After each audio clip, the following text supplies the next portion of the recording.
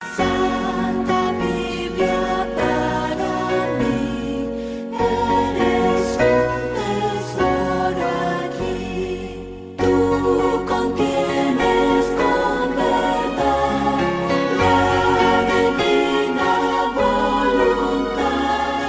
Tú me dices lo que soy, de quién vine y a quién voy. Escudriñad las Escrituras, porque a vosotros os parece que en ellas tenéis la vida eterna, y ellas son las que dan testimonio de mí.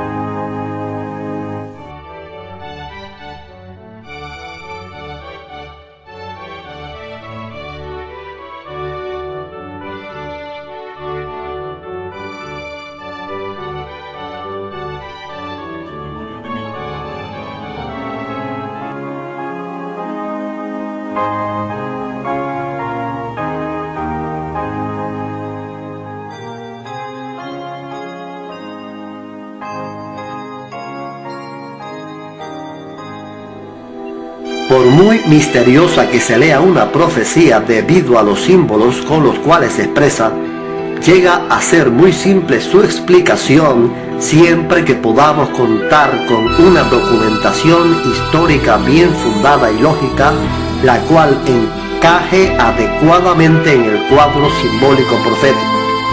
Así ocurre con el sueño de Nabucodonosor y la visión de Daniel de las 4 bestias. Sin embargo, se hace muy difícil, diríamos que hasta imposible, explicar con claridad y aplicar con exactitud aquellas profecías que aún no se han cumplido. Es riesgoso hacer profecía de la profecía. Con eso queremos decir que es riesgoso pretender explicar cómo, cuándo y dónde se habrá de cumplir tal o cual profecía.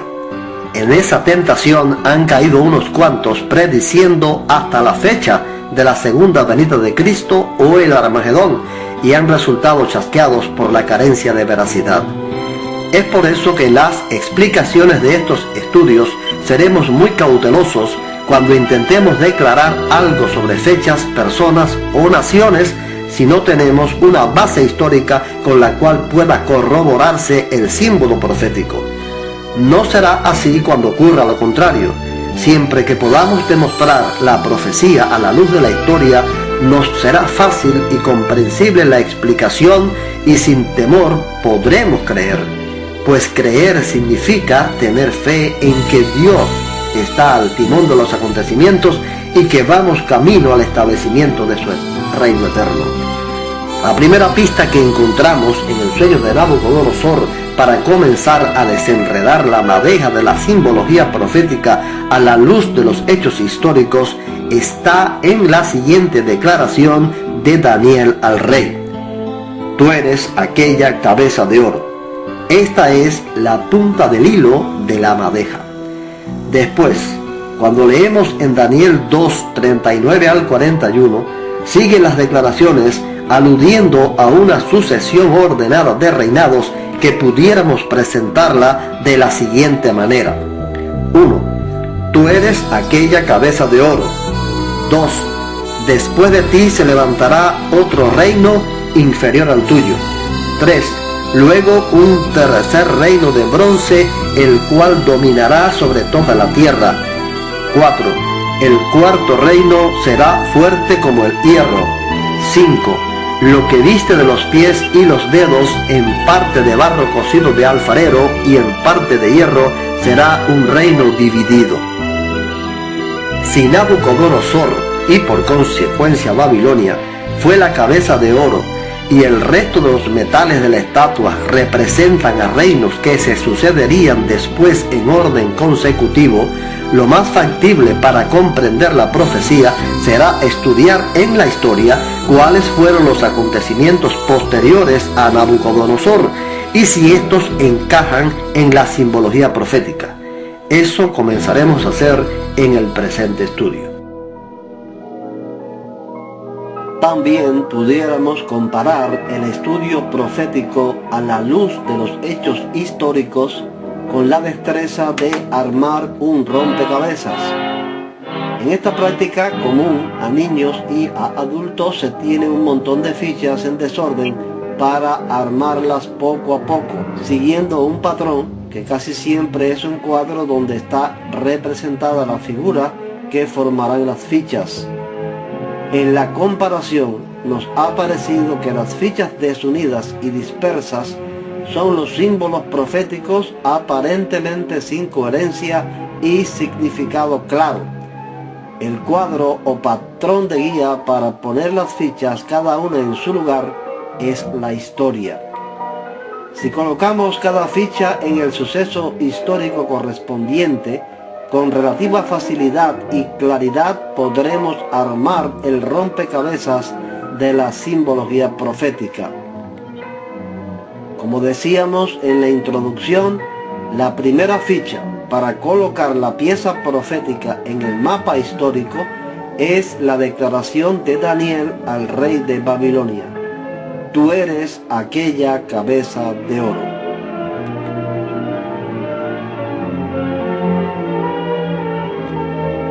Repetimos porque es muy importante.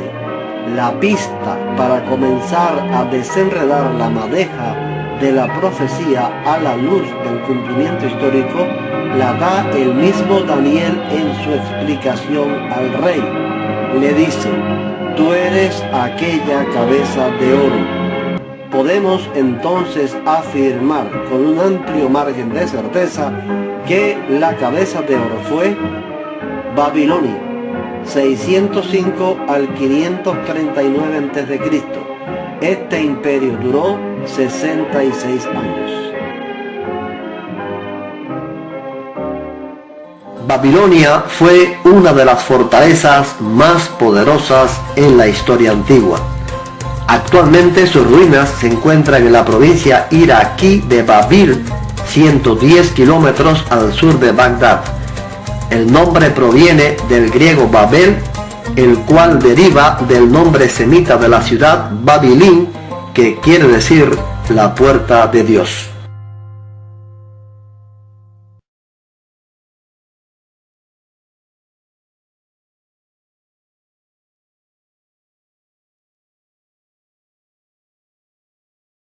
En su época fue inmensa e inexpugnable. Las ruinas de la ciudad hoy existentes se hallan dispersas en un área aproximada de 8 kilómetros cuadrados. Se supone que la ciudad fuera mucho más grande. La cruzaban 25 avenidas que iban de este a oeste y de norte a sur. Estaba rodeada de murallas dobles, teniendo la interior 10 metros de altura por 20 de ancho. La ciudad estaba rodeada por un foso y contaba con recursos que le permitían soportar un sitio de 10 años. La riqueza y los edificios de la ciudad eran una de las maravillas de la antigüedad. Tal era el reino de oro. Veremos algunas maquetas y pinturas con las cuales se ha intentado revivir el esplendor de Babilonia.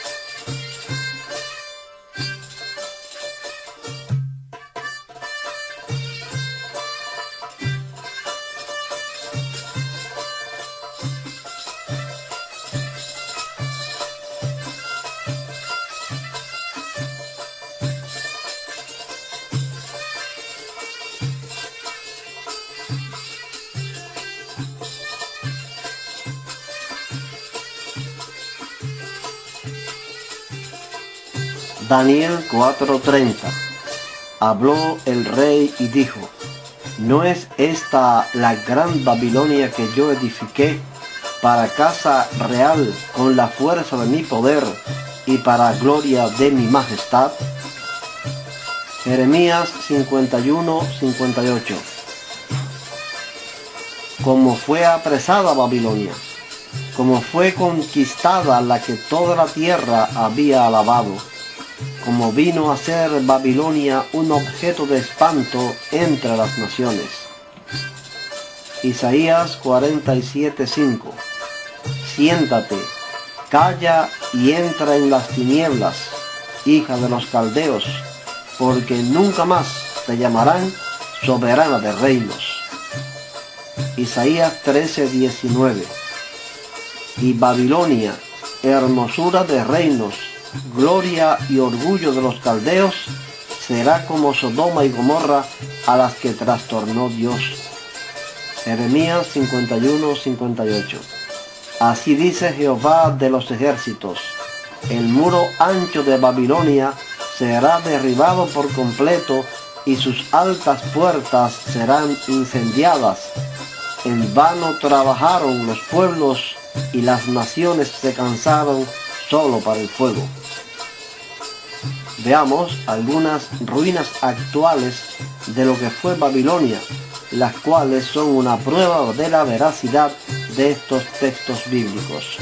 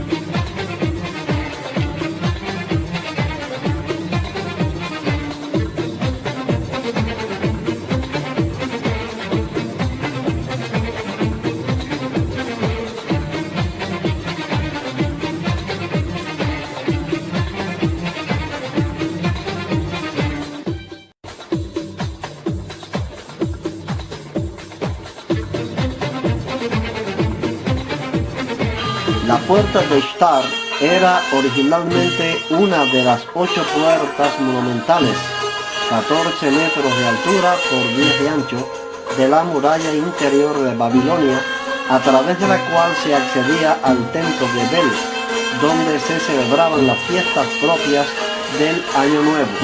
El nombre de Ishtar lo recibe de la diosa del mismo nombre a la cual estaba consagrada. Réplica de la puerta de Ishtar en el Museo de Pérgamo en Berlín, Alemania. Leones como símbolo del poderío babilónico en la puerta de Ishtar. No es extraño entonces que en la profecía de Daniel 7 se use este mismo símbolo para representar a Babilonia, un león con alas de águila.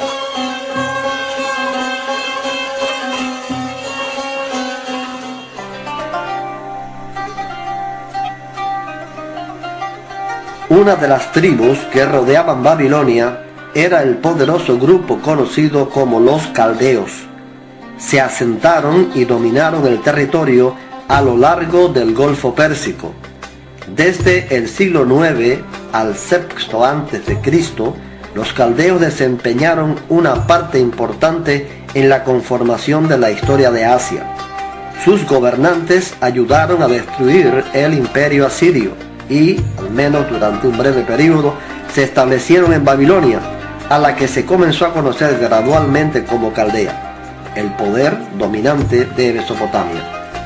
Uno de los principales reyes caldeos fue Merodach-Baladán II, quien luchó amarga y valerosamente, aunque sin éxito, contra 4 poderosos monarcas asirios, Teglat-Falasar III, Salmanasar V, Sargón II y Senaquerib, destructor de Babilonia. Los sucesores de Senaquerib, Asaradón y Asurbanipal, mantuvieron el control político a pesar de las numerosas rebeliones y deserciones. Sin embargo, en el año 626 a.C., cuando Asiria estaba sumida en desórdenes y amenazada por medas, escitas y cimerios, un caldeo llamado Nabopolassar se autoproclamó rey de Babilonia. Aliándose con los medas, ayudó a destruir el poderío asirio. Aprovechándose de la débil posición de Asiria, Egipto comenzó a amenazar Palestina y Siria. En el año 605 a.C., Nabucodonosor II marchó contra los egipcios y los derrotó en Carquemis, en la actual Siria. Nabucodonosor II, que reinó durante 43 años, extendió el control político babilónico sobre la mayor parte de Mesopotamia.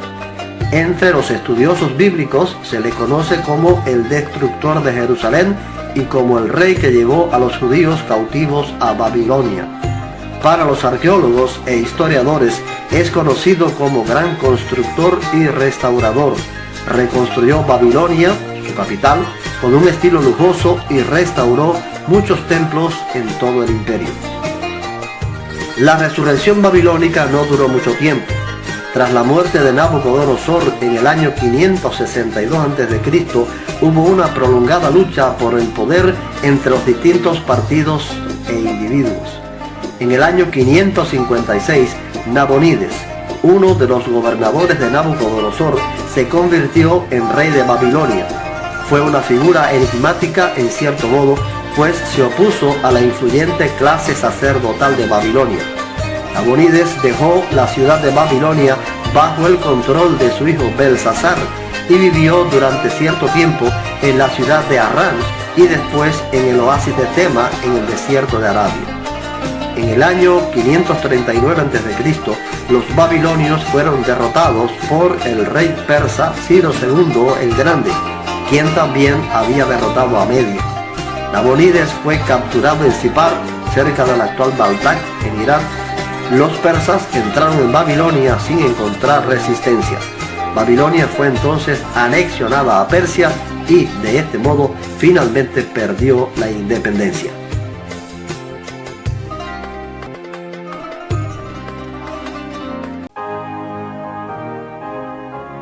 Cabeza de oro, Babilonia, 605 al 539 a.C. Para que conozcan los vivientes que el Altísimo gobierna el reino de los hombres, que a quien él quiere lo da. Daniel 4:17.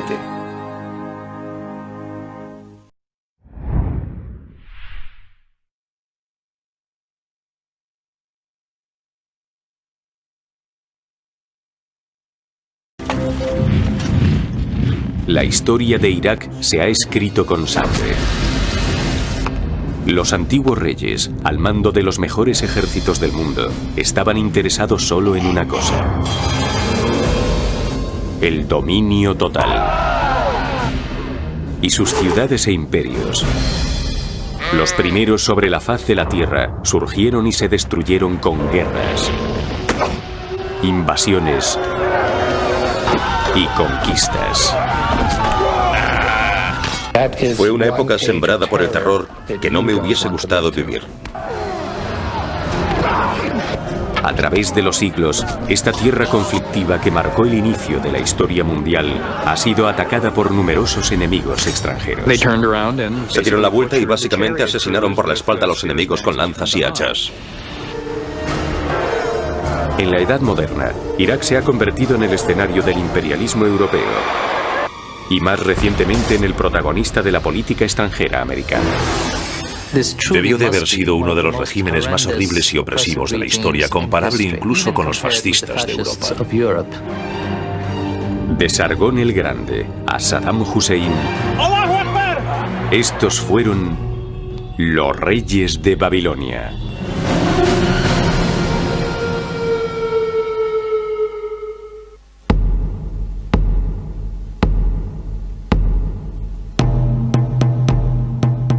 Mesopotamia. La palabra griega que define al antiguo Irak significa región entre dos ríos, el Tigris y el Éufrates. La llanura de Mesopotamia formaba parte de la Medialuna fértil, un territorio provisto de agua abundante, el ambiente perfecto para el florecimiento de la civilización. En esta región se desarrolló una avanzada cultura tribal mucho antes que en Egipto, Grecia y Roma. Las tribus se convirtieron en asentamientos y los asentamientos en ciudades. En el 3500 a.C., al sur de Mesopotamia, en una región también conocida como Sumer, surgieron las primeras ciudades del mundo: Uruk y Ur.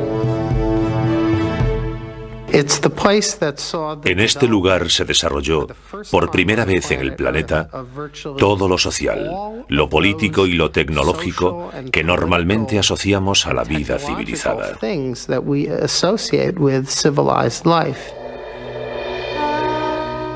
Los primeros sistemas de escritura del mundo se realizaron en Mesopotamia. Aquí surgieron los primeros reyes del mundo. Aquí se inventó la rueda, se inventó el arado, se instauró el Estado como forma de organización de la vida política.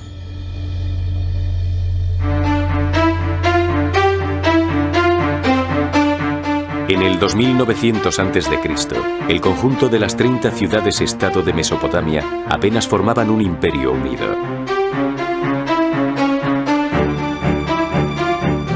Cada una tenía su propio rey, sus propios dioses y su propia zona de campos de cultivo. Las ciudades rivales crearon alianzas para reforzar su independencia o para conquistar a los habitantes del lugar. Las distancias entre las ciudades en realidad eran bastante pequeñas, y debido a que el agua del terreno era un bien muy preciado, en cuanto alguna ciudad tenía la más mínima ventaja, entraba en guerra.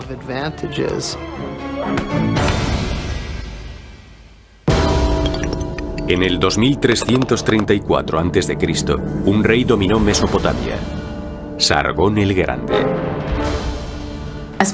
Parece ser que no sobrevivió ninguna imagen de Sargón, pero podemos imaginarnos su aspecto. Tendría el aspecto, al menos en sus retratos, del típico rey mesopotámico, fuerte y poderoso. La forma antigua del nombre de Sargón, Saroquim, significa rey ilegítimo. Y según los historiadores, esto es una clara indicación de que Sargón era un usurpador. Según cuenta la leyenda, sus orígenes eran iguales a los de Moisés. Sargón era el hijo ilegítimo de una sacerdotisa. Así que tras nacer, lo metió en una canasta que puso en el río y lo encontró un jardinero que le crió. Y de mayor, acabó al servicio del rey de Kish.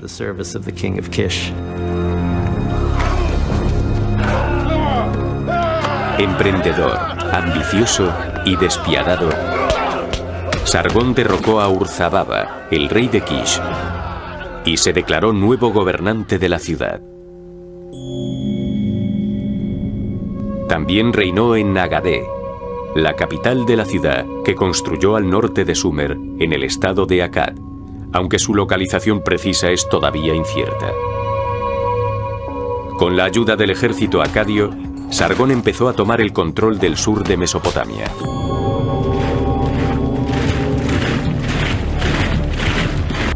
Su primera conquista fue la ciudad de Uruk, donde capturó y luego humilló a Lugalzagesi, el rey de Uruk, arrastrándole con una correa. Y tras conquistar Uruk, conquistó otras ciudades del sur de Mesopotamia. Luego parece que por alguna razón decidió no seguir. Él no era como los anteriores reyes sumerios. No le bastaba con lidiar batallas locales. Quería luchar contra lo que se llamaba el mundo conocido. Sorprendentemente, hizo precisamente eso. Durante su reinado de 56 años, Sargón conquistó el norte de Mesopotamia, el norte de Siria y finalmente llegó al Mediterráneo y conquistó el sudeste de Turquía. Sargón construyó el primer imperio del mundo. Fue el primer rey que se hizo con las tierras en las que vivía gente de diferentes nacionalidades, que hablaban otros idiomas y tenían dioses diferentes. Fue muy admirado por los reyes mesopotámicos de aquella época. Estableció las reglas básicas de lo que es ser un verdadero emperador. El imperio de Sargón no era solo único en extensión, sino también en organización. Intentó unificar esta extensa zona y reorganizarla como nadie lo había hecho jamás.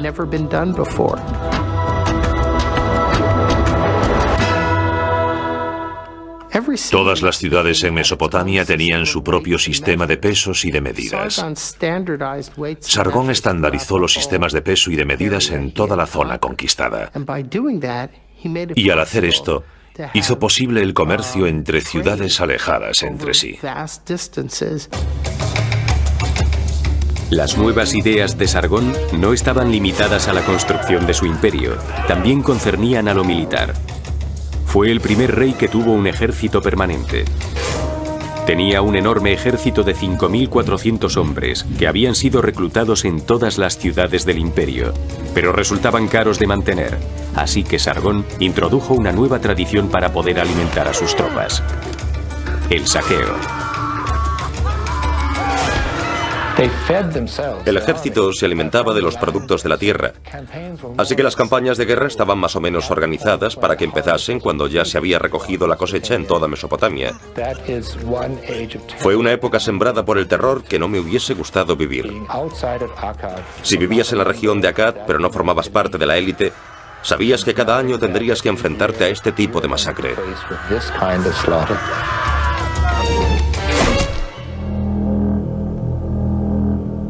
Sargón reinó hasta su muerte en el 2279 a.C. Su dinastía continuó gobernando durante otros 82 años. A pesar de que el imperio acadio fue un imperio grandioso, también demostró su fragilidad. En el 2197 a.C., el reino cayó en manos de unos enemigos que provenían de los montes Zagros en Persia. Pronto surgiría un nuevo rey, Hammurabi, que veía en Sargón su modelo a seguir, creará sin ayuda de nadie una legendaria ciudad. Y de repente aparece en las fronteras con su ejército preparado para luchar.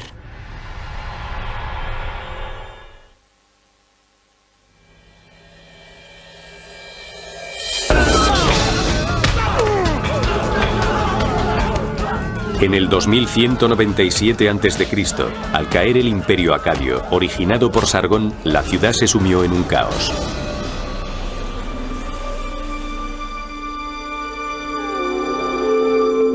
Finalmente, en el 2112, los reyes de Ur consiguieron la estabilidad.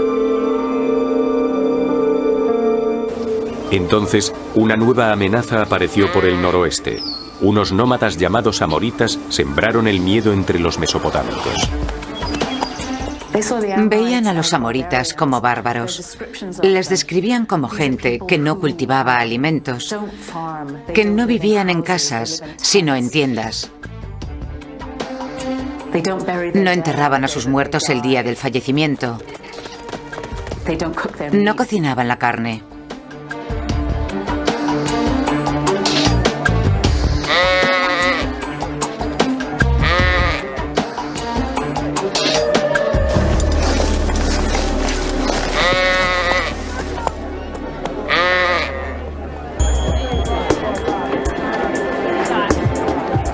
Pero no causaron ningún conflicto. En el 1900 a.C., los amoritas ya estaban completamente adaptados a la vida mesopotámica. Se convirtieron en soldados, granjeros y empresarios, y tomaron cargos de gobernador o general. Consolidaron su integración en Mesopotamia fundando dinastías en las ciudades de Isin, Larsa, Esnuna y Babilonia. Al final, la llegada de los amoritas benefició a Mesopotamia. Muchos de los grandes reyes de Mesopotamia fueron amoritas.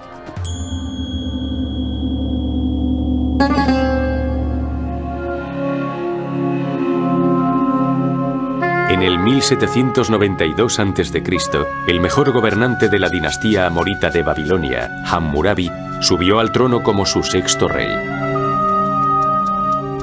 Al principio no parecía demasiado interesado en las campañas militares. Gobernó durante 43 años. Después de 30 años de gobierno, quiso emular a Sargón y construir su propio imperio. Empezó a luchar contra los reinos vecinos, que antes habían sido sus aliados. Había mantenido con ellos buenas relaciones durante años y de repente aparece con sus ejércitos en las fronteras, preparados para luchar, para hacerse con el poder.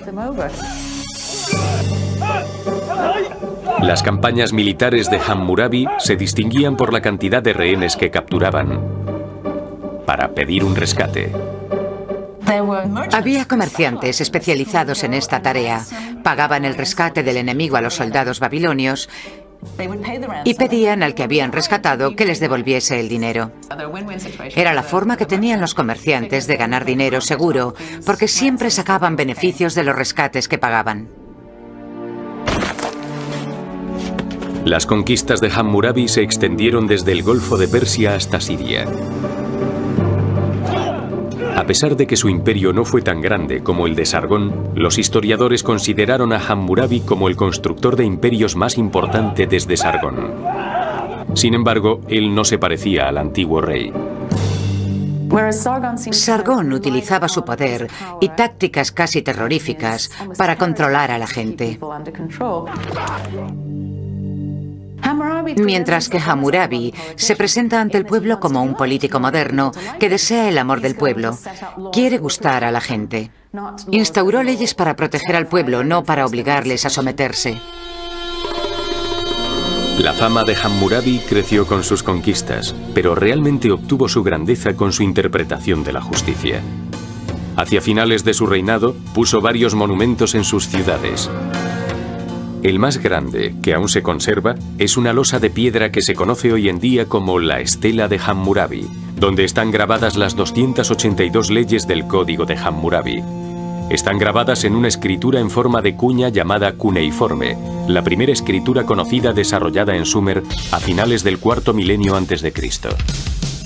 Si un esclavo le dice a su señor, no eres mi señor, el señor puede cortarle la oreja al esclavo.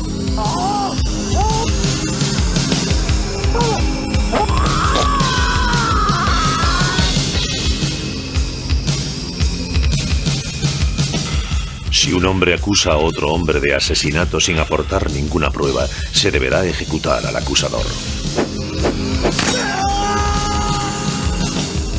Si una mujer no es discreta y por tanto no cuida de su casa y desacredita a su marido, hay que arrojar a esta mujer al agua. El plan de administración de justicia de Hammurabi era muy extenso. Sus regulaciones civiles y criminales cubrían muchos temas, incluyendo leyes comerciales, matrimoniales y de propiedad, precios y salarios, regulaciones en esclavitud y los honorarios. Algunas eran bastante razonables. Hammurabi se pasa mucho tiempo especificando en el código la posición social de una mujer casada. En el caso de que cometiese un error haciendo algo o hiciese algo mal, perdería sus derechos de propiedad. Hoy en día todo esto nos parece muy avanzado y a la vez inesperado. Por otro lado, en el código Hammurabi encontramos pasajes de ojo por ojo, diente por diente, que son totalmente iguales a los bíblicos. La justicia de Hammurabi no era necesariamente equitativa. Los derechos cambiaban dependiendo del estado individual de los ciudadanos, si eran ciudadanos libres, gobernantes o esclavos. Si un ciudadano mataba a un esclavo, podía librarse de ello con el pago de una multa. Si mataba a otro ciudadano, lo más probable era que le matasen a él también por haberlo hecho. Así que definitivamente en el antiguo período babilonio, no todos los hombres eran iguales. El código de Hammurabi no fue el primero en instaurarse. La gente de Mesopotamia ya estaba acostumbrada a seguir los códigos, pero el código de Hammurabi era el más detallado y sofisticado. Tras el reinado de Hammurabi, el sur de Mesopotamia se empezó a conocer como el reino unificado de Babilonia. Y Babilonia se convirtió en centro político, cultural y religioso.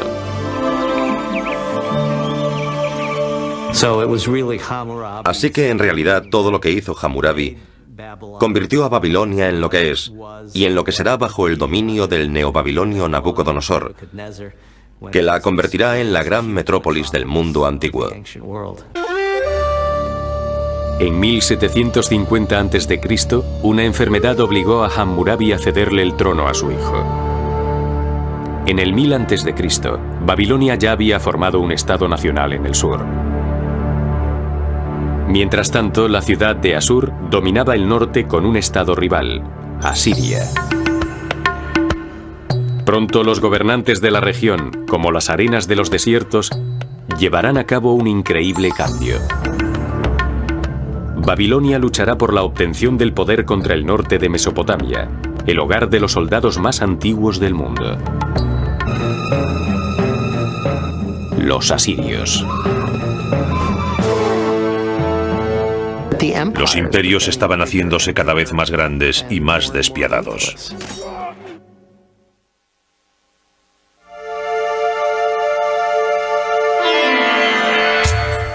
Los asirios, que eran semitas, llevaban habitando Mesopotamia desde hacía al menos 4000 años.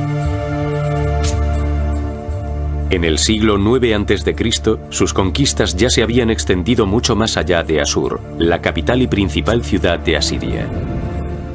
Del 885 a.C.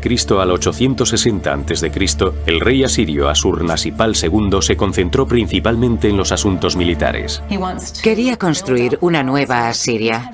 Más de 100 años atrás había sido una gran potencia y Asurnasipal estaba decidido a que volviera a serlo. Todo su gobierno estaba centrado en asuntos militares. La campaña de Asurnasipal sirvió de ejemplo para los futuros reyes de Asiria, que construyeron imperios de manera despiadada y decidida. Los relieves esculpidos en las paredes de los palacios de los reyes asirios muestran a los soldados haciendo pedazos las murallas de las ciudades enemigas. Se ven barcos de guerra con artefactos. Se ven carros de guerra. Se ve todo el calvario. Se ve a la infantería excavando túneles bajo las murallas de las ciudades que están sitiando. Los imperios estaban haciéndose cada vez más grandes y cada vez más despiadados.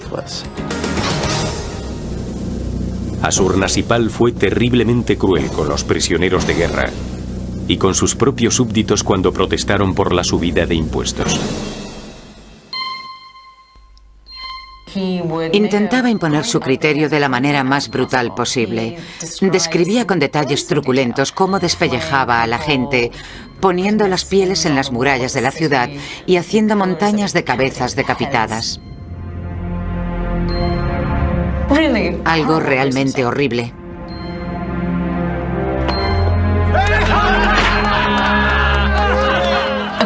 Según los historiadores, es muy probable que esto no lo hiciese en todas partes. Elegía una ciudad y la utilizaba de ejemplo para aterrorizar a todo el mundo.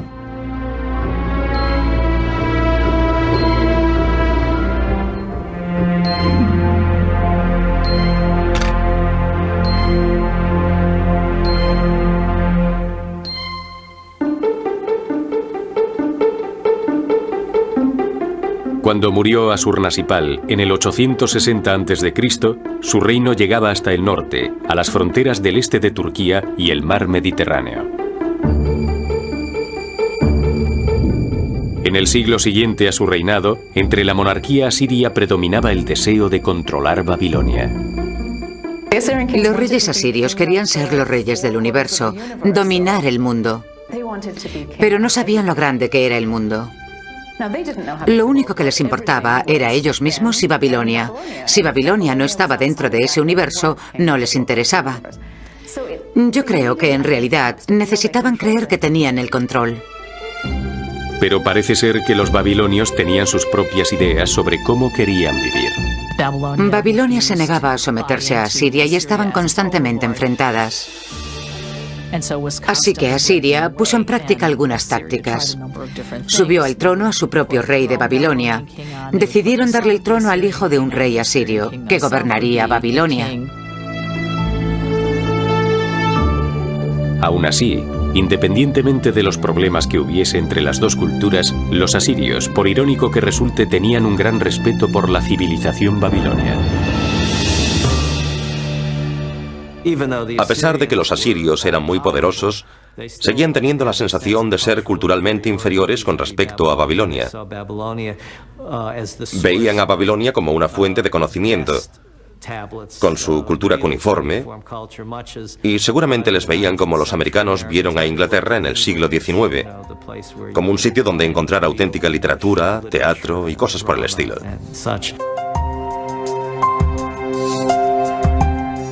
Los asirios también sentían un vínculo muy fuerte con los babilonios. Hablaban el mismo idioma, adoraban a los mismos dioses y vestían del mismo modo. Era una cultura hermana, pero esta era tan antigua que les tenían un enorme respeto.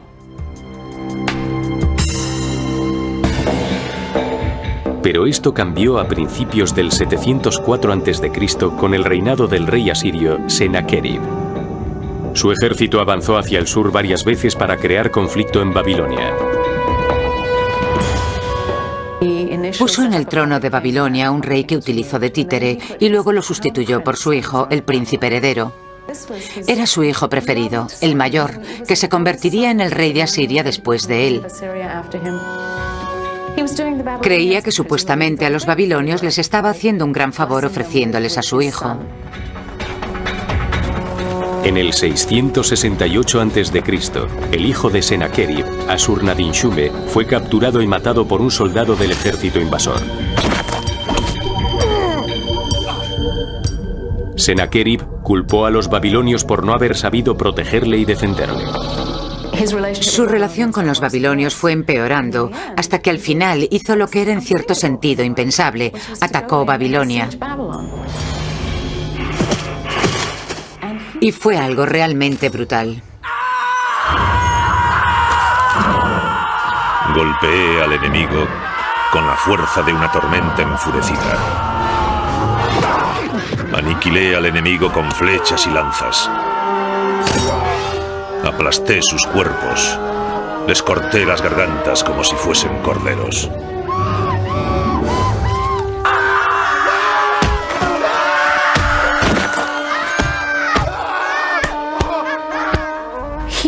Destruyó la ciudad, quemó los edificios, arrasó los templos, cogió las estatuas de los dioses y ordenó a sus soldados que las destruyeran. Eso era una verdadera profanación, un sacrilegio. Entonces maldijo la ciudad. Dijo: nadie podrá reconstruir Babilonia en 70 años. Las acciones de Sennacherib enfurecieron a los asirios, que creyeron que la destrucción de Babilonia atraería la ira de los dioses. Incluso los miembros de su propia familia estaban descontentos con él. Su propio hijo le mató. Circulaban dos historias sobre cómo había muerto. Una era que había sido apuñalado, y la otra que su hijo había cogido una enorme estatua de un toro y se la había tirado a su padre, cayéndole a este encima. ¡Qué manera más horrible de morir!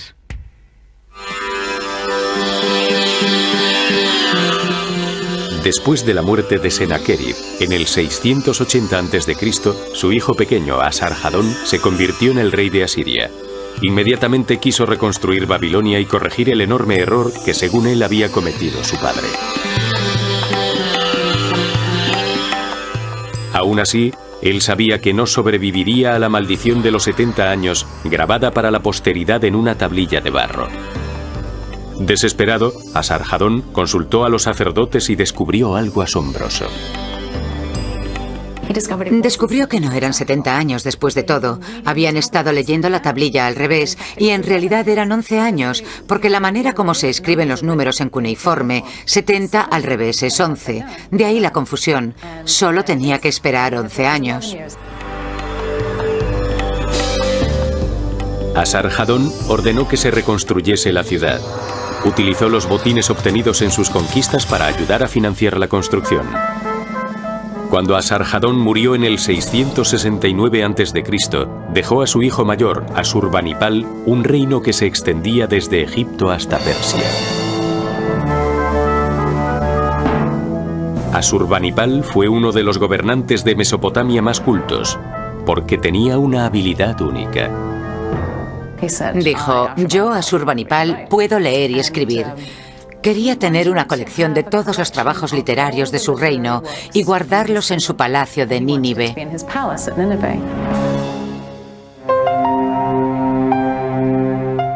Asurbanipal mandó a sus súbditos a buscar tablillas cuneiformes en los archivos y las escuelas de los templos babilonios.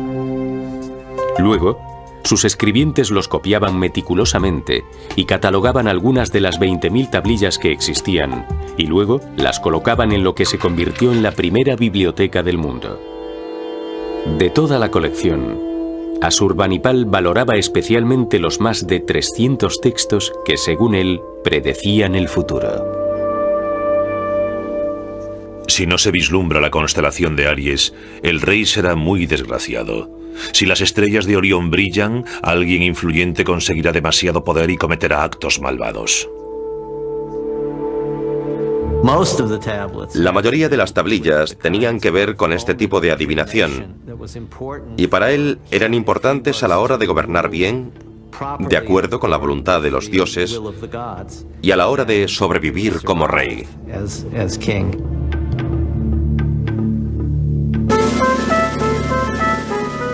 Asurbanipal no era solo un hombre culto, sino también un líder militar. Bajo su mandato, el imperio asirio controló todo Oriente Próximo, la tierra más grande jamás gobernada bajo mandato asirio. Así que para ellos eso era el universo. Pero después de la muerte de Asurbanipal, en el 627 a.C., se lanzarán nuevos ataques contra el imperio asirio. Esta gente inició un movimiento de tenaza sobre la capital asiria.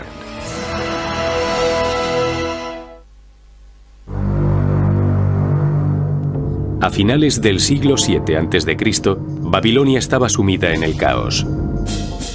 Asurbanipal, el rey asirio, que también había reinado en Babilonia, había muerto. Antiguamente, en Oriente Próximo, en cuanto moría un rey, todo el mundo intentaba huir, aprovechando que era el momento más débil del imperio. Entonces es cuando se produce un caos porque todos quieren ocupar el trono.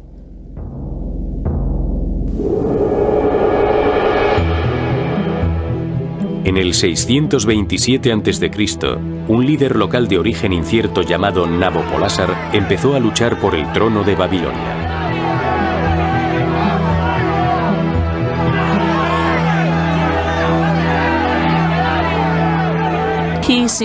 Al parecer había sido gobernador de Babilonia, porque en el primer milenio en Babilonia había distintos grupos étnicos y él parece ser que estaba a cargo de uno de ellos.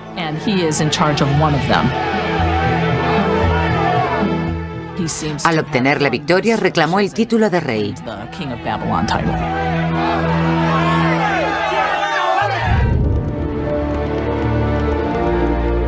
Nabopolásar alardeaba de ser un rey dedicado a su pueblo y estaba decidido a conseguir la independencia entre el sur y el norte de Mesopotamia. En el 626 a.C. inició la guerra contra el gobierno asirio de Babilonia.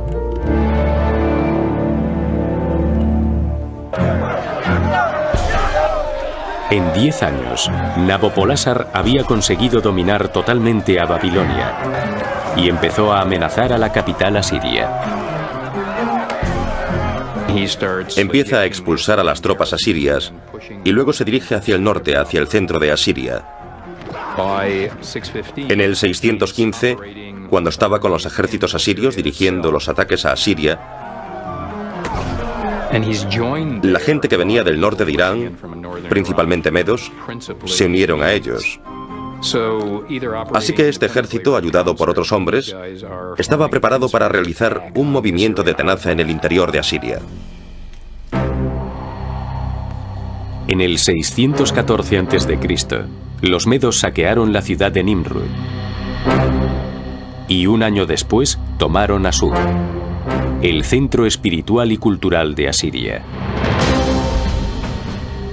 En el 612, una coalición de medos y babilonios entró en Nínive, y tras 3 meses de sitio, Nínive se rindió.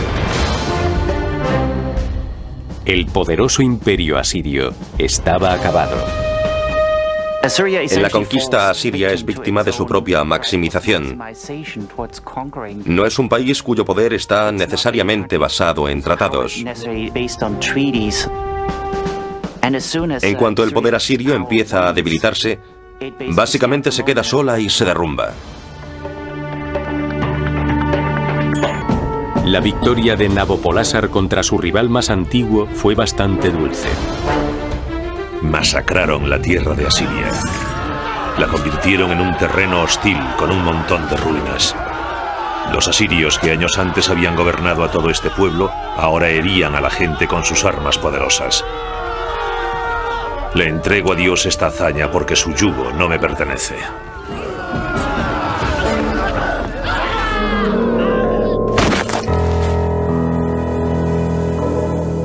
En el 605 a.C. murió Nabopolásar y le sucedió como rey de Babilonia su hijo mayor, Nabucodonosor II.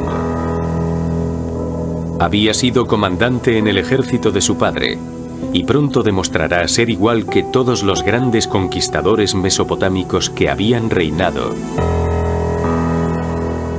a partir de Sargón. Se las arregló para reinar más de 40 años, durante los cuales estableció el control sobre la mayoría de los territorios occidentales del antiguo imperio asirio.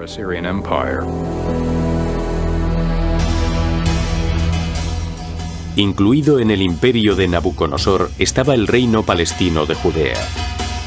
En el 600 a.C., el rey Joaquín tomó la difícil decisión de no pagar el tributo anual a Babilonia. Como venganza, en diciembre del 568 a.C., Nabucodonosor dirigió sus tropas hacia el oeste y atacó Jerusalén, la capital de Judea y el centro espiritual de los judíos. Tras una batalla de 3 meses de duración, el ejército babilonio obtuvo la victoria. Nabucodonosor ordenó lo que se conoce en la historia judía como el exilio, la deportación de Babilonia de miles de judíos, incluidos el rey y su familia. Una de las maneras que tenían de estabilizar un territorio conquistado era acoger a una élite política y social que no hubiese demostrado ser de confianza o cooperadora con el reino y sustituirla por una nueva población de gente que no tuviese ningún vínculo con el lugar. Nabucodonosor consiguió crear un imperio comparable al de Asiria. Al igual que los reyes asirios, dedicó la mayor parte de los recursos a renovar y ampliar su capital para convertirla en la metrópolis más grande del mundo antiguo. Su trabajo realmente podría entrar en el libro Guinness de los récords. Las excavaciones realizadas en Babilonia estimaron que Nabucodonosor utilizó alrededor de 15 millones de ladrillos en sus proyectos de renovación de la ciudad.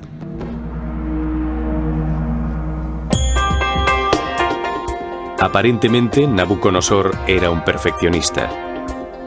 La ceremonial Puerta de Ishtar, con su representación de animales mitológicos, fue reconstruida 3 veces. Los leones de la puerta representan a la diosa Ishtar, mientras que un demonio llamado Mushushu representa a Marduk, el dios principal de los babilonios y jefe del panteón mesopotámico. Desde la época de Hammurabi, Marduk ha sido uno de los grandes dioses de Oriente Próximo. No es el dios de nada en particular, pero consiguió conquistar a una diosa malvada llamada Tiamat, la diosa del mar.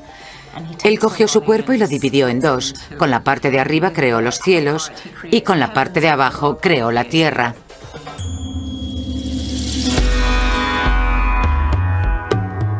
La puerta de Ishtar estaba al final de un camino procesional que llevaba a los templos babilonios y a una zigurat. El templo tenía una torre de 98 metros de altura conocida como la Torre de Babel. En la historia de Mesopotamia, los zigurats han sido los símbolos de la arquitectura religiosa. Son estructuras enormes. Construirlas lleva muchas horas de trabajo.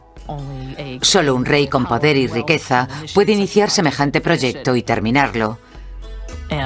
Y parece ser que la Torre de Babel se construyó también para obtener su gloria personal.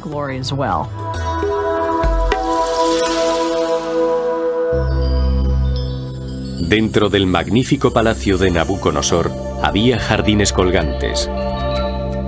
El historiador griego Heródoto los definió como una de las maravillas del mundo.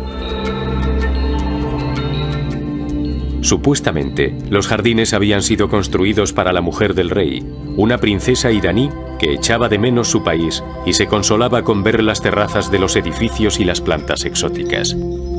Sin embargo, los jardines colgantes de Babilonia puede que no sean más que un mito.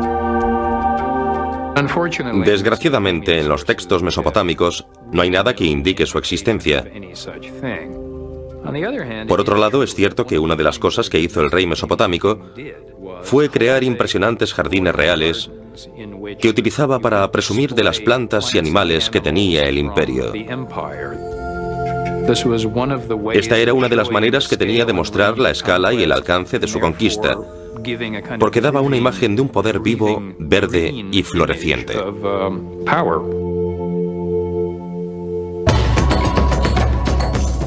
Nabucodonosor murió en el 562 a.C. con 84 años. Durante su reinado se desarrollaron el arte, las ciencias y la literatura babilonia gracias a su considerable riqueza y al fuerte apoyo del Estado. Pero bajo esta superficie brillante no todo era perfecto.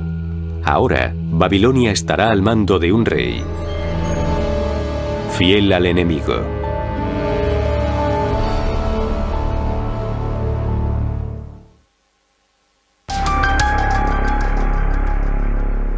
En junio del 556 a.C., tras un sangriento golpe de estado, un plebeyo llamado Nabónides se convirtió en rey de Babilonia. Enseguida fue odiado por los sacerdotes y la gente del lugar. No solo declaraba haber sido un súbdito leal del viejo enemigo de la ciudad, Asiria, sino que también ignoraba al dios principal de Babilonia, Marduk, a favor del dios de su madre. Nabónides estaba muy unido a su madre, una sacerdotisa dedicada al dios Sin, el dios de la luna. En el 549 a.C., Nabónides hizo lo impensable.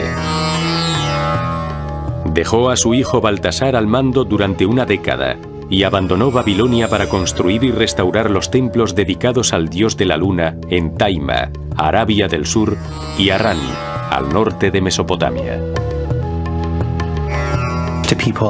La gente de Babilonia estaba bastante descontenta con Nabónides porque sentían que les había abandonado. Baltasar no se tomó en serio la amenaza que se avecinaba: el imperialismo persa. La dinastía aqueménida del sudoeste de Irán estaba convirtiéndose en una fuerza dominante en Oriente Próximo. Debían su éxito a una formación militar rigurosa. Los muchachos persas aprendían a montar a caballo también como a disparar con arco. Así que los persas eran bastante buenos en todas estas prácticas militares.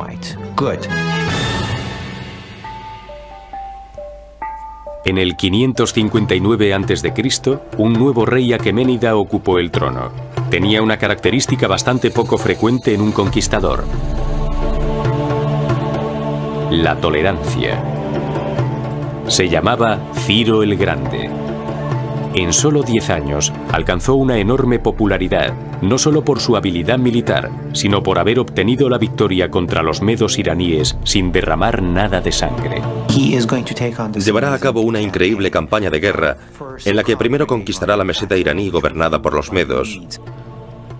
Antes de la batalla, un gran número de soldados del ejército medo se pusieron del lado de Ciro y abandonaron al gobernador medo, y por tanto, él ganó la batalla antes de que ésta comenzase.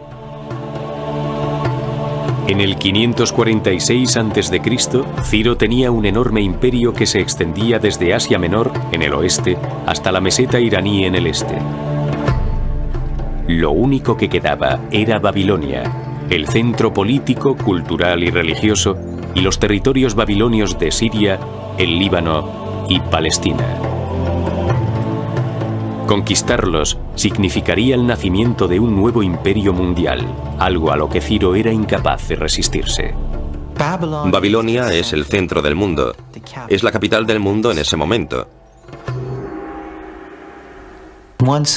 Una vez Ciro conquiste Babilonia, la historia mundial cambiará radicalmente. Será el dueño de la capital del mundo. Estaba preparado para invadir Babilonia.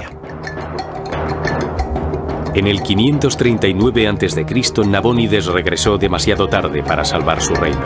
Los persas mataron a Baltasar, capturaron a Nabónides y luego tomaron Babilonia sin encontrar resistencia. Los babilonios estaban cansados de que su rey no se hiciese cargo de su reinado y dieron la bienvenida a Ciro no como conquistador, sino como libertador.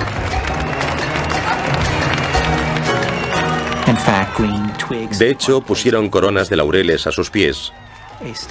En la ciudad reinaba un estado de paz. Una de las primeras cosas que hizo fue ir al templo de Marduk y realizar los ritos que Nabónides había dejado de hacer.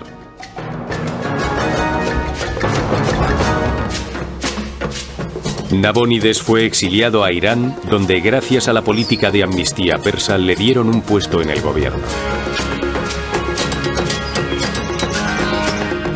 A Ciro se le otorgó el título de rey de Babilonia y rey de las tierras. Siguiendo una política de generosidad, no de represión, y favoreciendo a las regiones locales, consiguió que sus nuevos súbditos fueran sus aliados más entusiastas.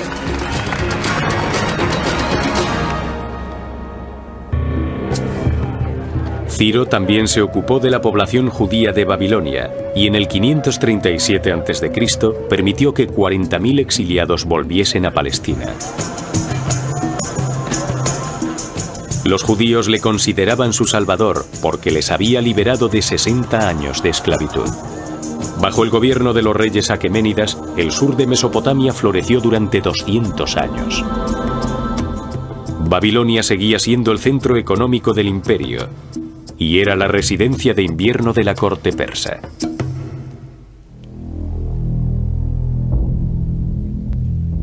En el 336 a.C., en la era de Darío III, la incompetencia de algunos gobernantes y multitud de rebeliones habían ido debilitando al imperio persa. 5 años después, a los 50 años, Darío tuvo que defender a Babilonia contra el rey de Macedonia de 22 años. Alejandro Magno.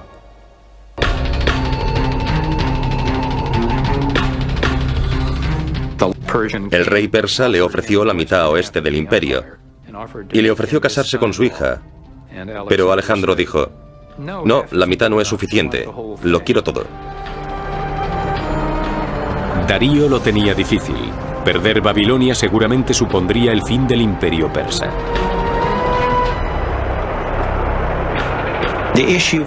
El problema de los persas era que si le cedían Mesopotamia, la meseta iraní se quedaría al descubierto. Y por tanto Darío tenía que oponer resistencia en Babilonia. Era muy importante que la batalla la ganasen los persas. Octubre del 331 a.C. Darío y Alejandro se preparan para luchar en Gaugamela, al norte de Mesopotamia. Darío está seguro de su victoria. Los persas fueron los que eligieron el campo de batalla, y según los textos griegos sobre esta batalla, incluso prepararon este campo de batalla lo mejor posible para poder beneficiar a su ejército. Era un valle muy abierto, una llanura muy extensa, y la eligieron porque allí ellos podían utilizar sus carros de guerra con más facilidad. De hecho, el arma secreta de Darío era un nuevo carro de guerra con el que creía que obtendría una gran ventaja. Eran carros de guerra grandes y pesados, y habían colocado espadas en las ruedas, espadas rotantes que supuestamente iban a ser como gigantes terribles que atacarían a toda la infantería y provocarían semejante escabechina que los soldados del ejército se verían obligados a rendirse. Pero Darío subestimó a Alejandro, que tenía su propio as en la manga. Su infantería había estado practicando durante bastante tiempo este tipo de ataque. Así que cuando los carros de guerra se acercaron, ellos se movieron hacia un lado. Los carros pasaron de largo. Ellos dieron la vuelta y su estrategia consistió en coger las lanzas, las hachas y matar por la espalda a los que iban en los carros. Fue toda una estrategia. Atacaron por la espalda al ejército más poderoso. Después de casi un día de lucha, Darío abandonó el campo de batalla envuelto en una nube de polvo. Y Alejandro tomó posesión de Babilonia. Tenía grandes planes para Babilonia. Babilonia iba a ser uno de los centros principales del imperio que estaba formando. Ya había empezado algunos proyectos de edificación allí. Mandó a una flota a explorar el Mar Rojo. Empezó a construir instalaciones navales por el Tigris y el Éufrates y cerca de la desembocadura del Golfo para que las ciudades situadas más arriba de Irak pudieran ser más accesibles en barco.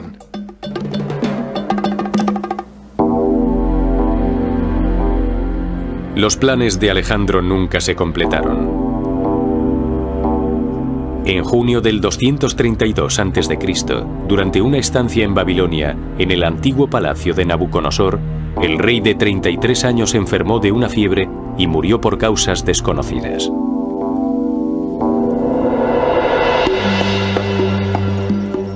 Después de la muerte de Alejandro, su imperio fue dividido entre los generales que habían luchado a su lado. El poder político pasó de Babilonia a la nueva ciudad de Seleucia, en la orilla oeste del río Tigris, en Mesopotamia. Babilonia ya no era la capital del imperio, y tampoco era la capital del territorio. Así que en ese momento se produjo un declive, pero probablemente pasará bastante tiempo antes de que Babilonia se convierta definitivamente en una ciudad abandonada. Hoy en día, los restos de Babilonia están esparcidos por todas partes. Solo se conservan algunos asentamientos situados cerca del río Éufrates, a 96 kilómetros de Bagdad.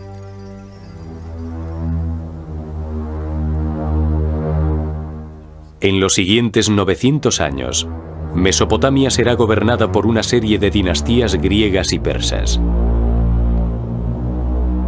Pero habrá una conquista que será realmente definitiva en la formación de lo que luego se convertirá en el país de Irak. Cualquier esfuerzo que hagas para que el Islam se extienda por el mundo, para convertirte en un mejor musulmán, para mejorar la situación de los musulmanes, se considera una yihad.